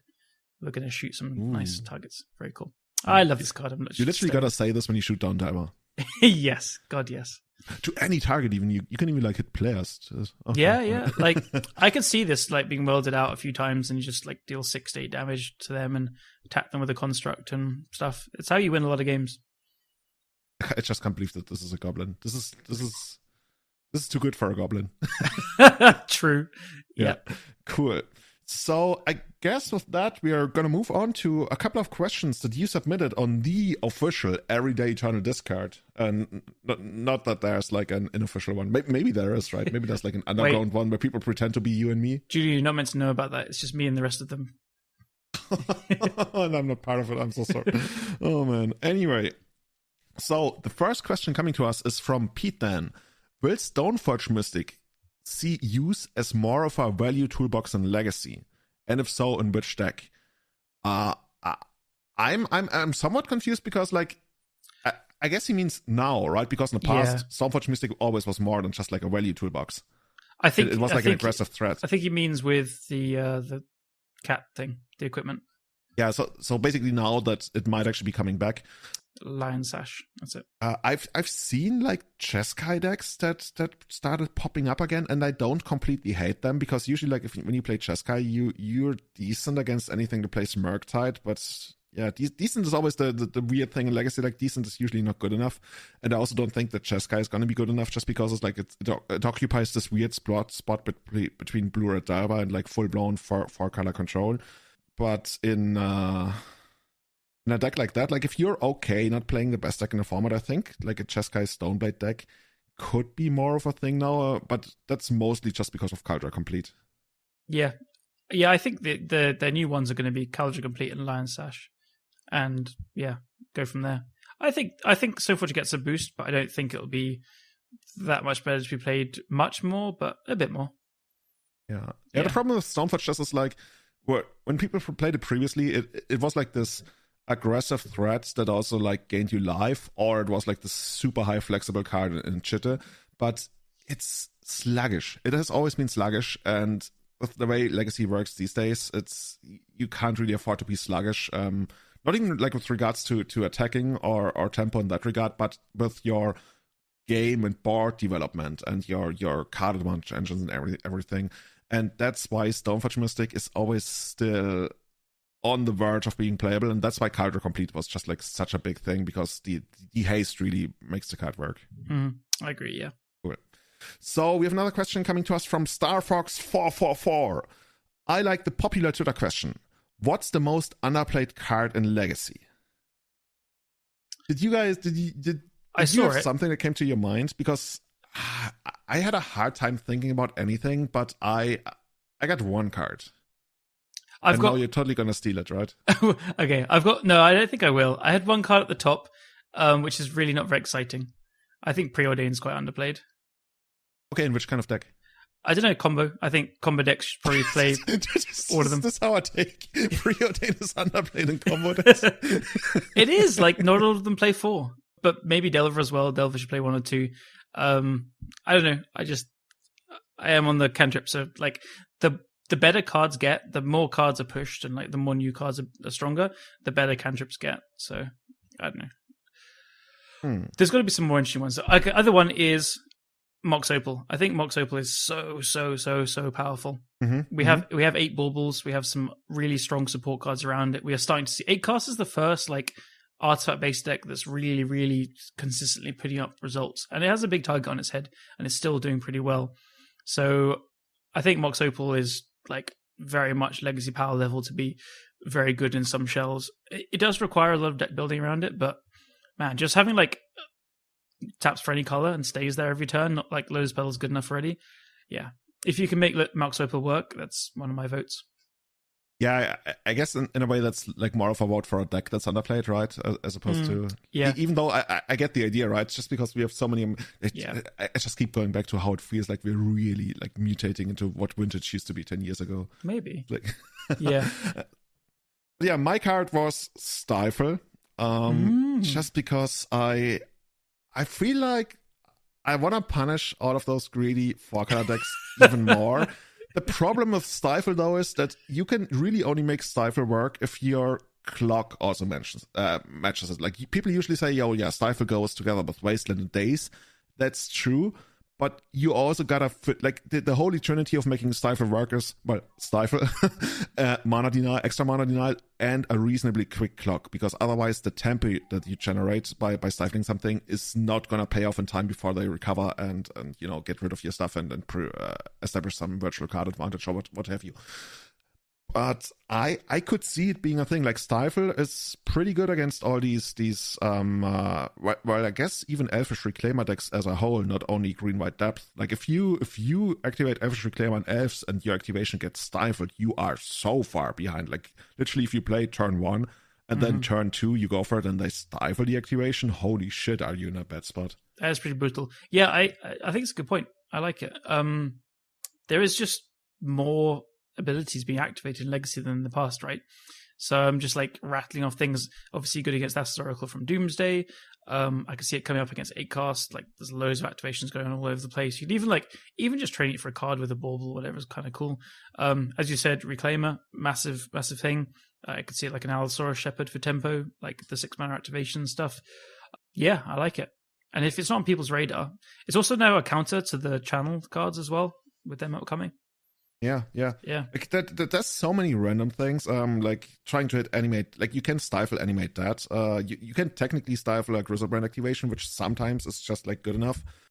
I just wonder whether the traditional aspect of it, which is like denying the land drop, is gonna be good enough. It probably is, but the downside, of course, is always like especially in the early game, you put yourself in situations where you have to make the call whether to like quote unquote hold Stifle open or commit to the board. And I think Legacy these days very much rewards you for committing to the board instead, because it's just like such a bad spot if you go turn 1 land pass, even though you could have played like Dragon Rage Channeler and then your opponent just plays, I don't know, land ponder or even just like fetch land go. It's but even if they go fetch land go, right? Then you actually have that information that eventually you will be able to connect to your Stifle, so then you can justify keeping the mana open. So yeah, it's just like my gut feeling that I would love to see a Delver deck with Stifle. You know what? Maybe I'm actually gonna put Stifle in my Blue-Red Delver deck and play it after the recording. Yeah, try it. Definitely. I think it is more of a tool than ever. So yeah. Cool. Let's go with that. Hey, quick editor's note. I played Blue-Red Stifle Delver in the last 2 leagues while editing this. It was good. I went 4-1 twice.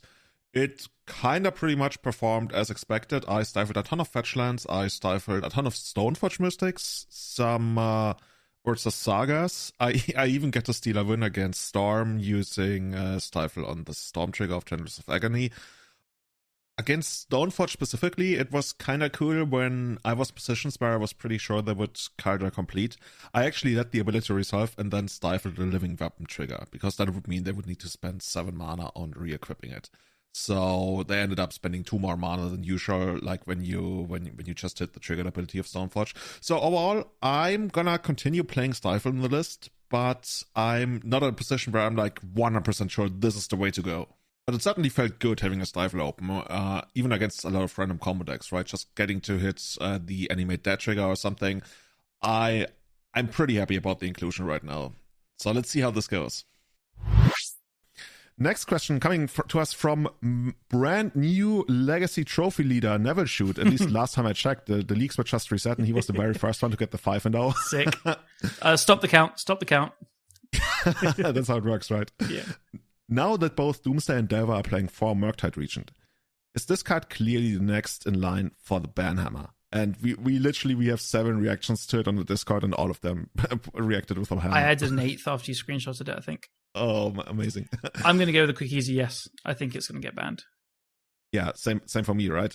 The moment Murktide was banned, everybody was like, okay, this big dragon's next in line. Yeah, I think so. Cool. I think even before Doomsday started picking it up, like I was thinking, hoping, and now like everyone's just realizing you just put it in every deck and it's good in every deck. And I already think the play patterns are really, really obnoxious and too good. So yeah.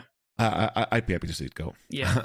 Moving on, there's a question coming to us from Dukes on Twitch. Probably my favorite Australian Legacy. Well, is he a streamer right now? I think he like I mostly watch his yeah. I know, but these days I mostly watch just like all this hiking and traveling stuff he posts on Instagram. Cool. So to me, he's more like a travel vlogger. Fair enough.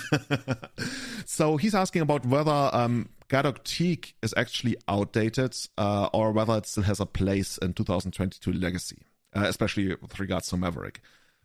From my side, I think Teak has been outdated for a couple of years now. Whenever I played Maverick in the last couple of years, I rarely ever included it. The main reason being that Terminus isn't a thing anymore, right? We don't really get to do the thing where we have like Teak and Mother of Runes, and then we flash in Script Ranger when they have like the second removal spell to really blow them out. There's really not much that Teak is stopping. That also Tendrils of Agony became Doomsday. Yeah, exactly right. Yeah. Doomsday is another big thing. Like they don't get to hardcast their sneak-in shows because that's not really so much of a thing anymore. And yeah, I think if you have that spot where you wanna send it for a hate bear, it might very well be Collector Oath. Yeah, I agree. I mean, completely. there's some dis-synergy with like Maverick having Stoneforge and you want to get Chitter, but most of the time you get Caldra Complete anyway. And against the decks where you want Collector Oath, Chitter is usually not that important anyway. I think the Gadok Teak and for quite a while actually has been completely taken over by either Collector Oath or not playing any kind of hate bear that you can send for. Yeah, I agree. I haven't seen Teak in a long time. There was a joke that Kai asked, how will I as painter make Doomsday players cry because they'll just take all the extra turns? And so I'm going to play Gadok Teak to stop your Temporal Masteries.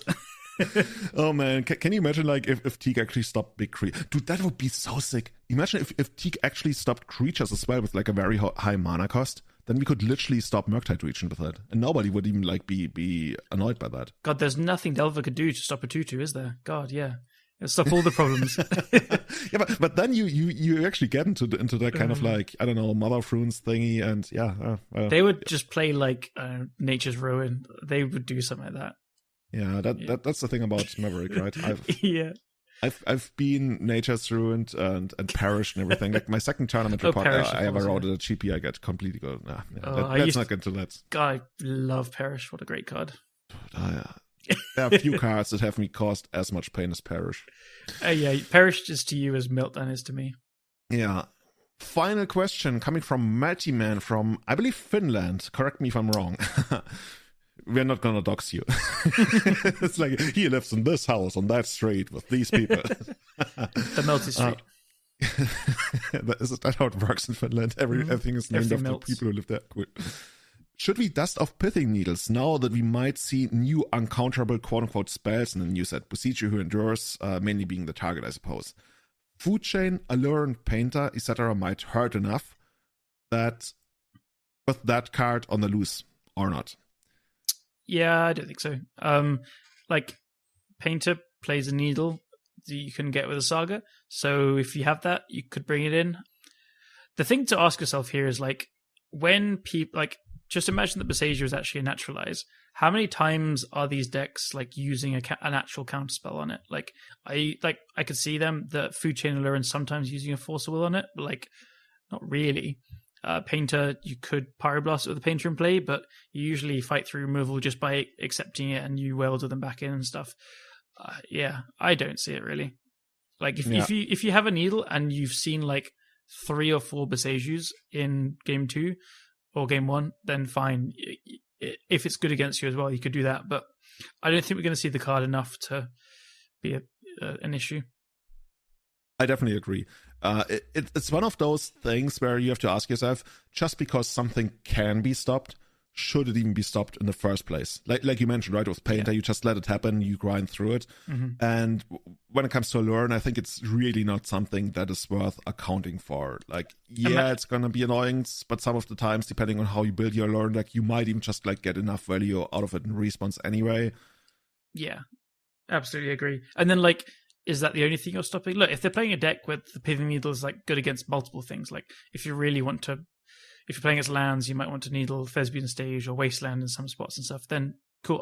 Then you could bring it in, and then if you're about to combo, then you have the flexibility to name Besieger if you think that that's what they might have to answer your enchantment. But I don't think you want to be playing or bringing in a Pithing Needle because of that card.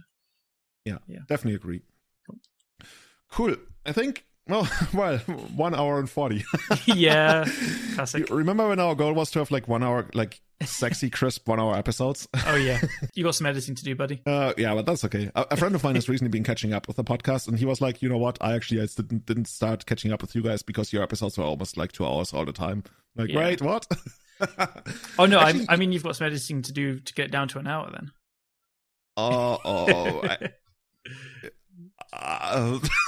Yeah, I'm kidding. I just had the weirdest idea of just like completely removing like either you or me from the cast and just putting it out there and seeing how people react. But yeah, that's not going to be a thing. Cool. Yeah. If you want to support the madness that is going on here, something that helps us out a lot is leaving a review on Apple Podcasts. I think we haven't had a review in a long time. And I was like, I have this service that sends me a message, and every time one pops up, I'm like, oh, this is amazing. Thank you so much. If you want to do that, it not only makes me happy, it actually like helps us get the word out there. Like when people go to Apple Podcasts and they're like, Legacy Podcast. We might be one of the first ones to show up. So if you want to do that, that helps a lot. Other than that, you can join the Discord on patreon.com/everydayeternal. Become part of the crew that sends us all these amazing messages, hangs out, and makes fun of Callum for being molten down. Magic really teaches you bad lingo. I wanted to say melted down. Like it's so weird, right? We talk about, and at least for me as a non-native speaker, Magic taught me so many English words I would have never have encountered in an English lesson, like ever, right? Mm-hmm. But molten. Then again, like we say show and tell and meltdowns. It's like Magic lingo for non-Magic players is so weird. Yeah. Like it literally actively makes you feel stupid. I remember on planetmtg.de, which is, I guess it's still a thing, but for a long time it used to be one of the central Magic sites in Germany. They literally once ran an article about how it really doesn't make sense and how we should like properly articulate ourselves when talking about Magic cards.